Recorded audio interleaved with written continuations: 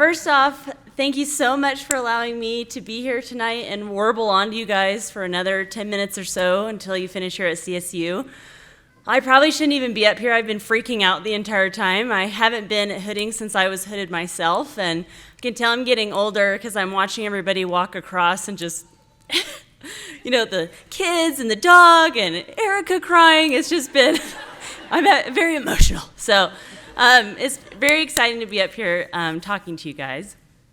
Trying to figure out what to say was very hard, actually, for me. I know you guys know I'm no shortage of words, but trying to think about what I wanted to, potentially try to make you guys laugh, maybe something memorable, and I kept coming back to maybe what would have helped me when I was in your stage and was sitting in those chairs, and versus talking about myself. And so things that I thought about was, you probably have heard me harp on about this on clinics, which is, as veterinary medicine has progressed, there's so many different diagnostic options that you can do now. So all the box that you can tick for all the different tests you can do, no matter if you're in the middle of nowhere or not, or in a big fancy university, it's just expanded.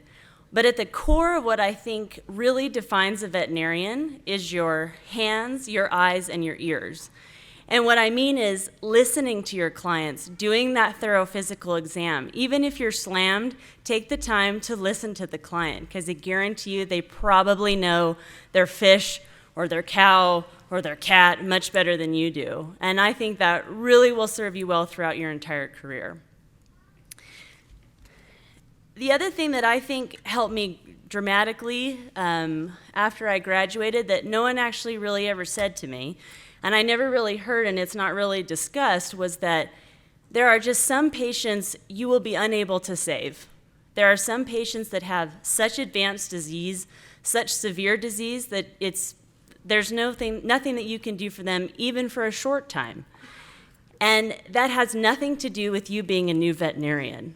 And so one thing that I think as we graduate, as Jake referred to, that excitement, you're pumped, tonight, and then you get into the first position, you're sweating in weird places, you might say weird things to the first client, have some of the upper lip sweat happening, and also have a lot of dread potentially.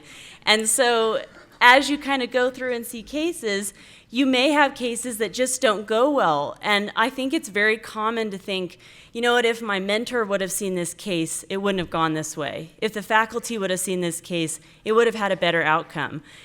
And I was essentially told that by one of my mentors when I had a really tough case, was having a really hard time, had a lot of guilt associated with the case, and I thought, I think that patient lost their life because I was their doctor.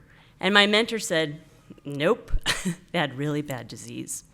And even though we're like, that's common sense, but when you're in it, it's hard to remember that sometimes. So it is something that I want to tell to you guys in all seriousness, that remember that you guys are exceptional veterinarians, and it's not your fault. The other thing that I think is quite relevant to your group and kind of what we've experienced recently is that remembering what set you on this path. Why did you embark to become a veterinarian? And I think that is so important because that may have changed as you've even gone through vet school, and it may continue to change throughout your career. And I think a really important thing is to be open to it, and be open to that change, and be open to how dynamic the field is. Veterinary medicine is crazy as far as all the different things that you can get into. If you end up starting in a practice, you may go to a different practice. You may go into something completely different. Some of my best mates from veterinary school were equine all the way. And a couple of them are now, the one's in a feline-only practice, and one sees exotics primarily, which is weird. But, it's, very dynamic, and you get to do all sorts of different things. And so as you go through in your career, this whole past 4 years has been associated with lots of highs and a lot of middle to very low, depending on how tired you are and lack of sleep. And as you move through your career, it'll be the same as far as it can be a roller coaster. Anyone that tells you being a veterinarian is easy, just probably walk away, they don't know a veterinarian, they have no idea what they're talking about. Because the job is so challenging, yet so rewarding. And you may go into a room and have a client want to spit in your face or say something really negative to you, and then go into another room and they hug you and they say, "You've done so much for me, I can't thank you enough." So it is very much a roller coaster throughout their career, but trying to remember, why did you get into it in the first place, and keeping that at the core of your career is extremely helpful. The other thing that I'll leave you with,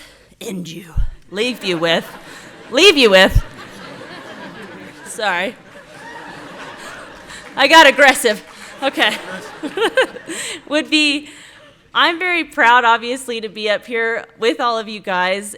It's clear that you guys have some of the strongest clinical acumen I've ever seen. How intuitive you are, how empathetic you are, the amount of teamwork that you guys have. I'm on clinic so much that I feel like I'm more in the trenches with you guys, and so I definitely hear, how certain dates didn't go well, how certain dates went really well, and then also to talking to you about what type of contracts are reasonable. Is this a good practice for me? Do you think I should do an internship? Does this mustache make me look like a porn star? So, lots of conversations on clinics that we've had. And one thing I can say about your class is I've never laughed so hard in my life on clinics. You guys are hilarious, on top of being so talented. One thing I will say about your class that does set you apart that is unusual are your facial expressions during rounds.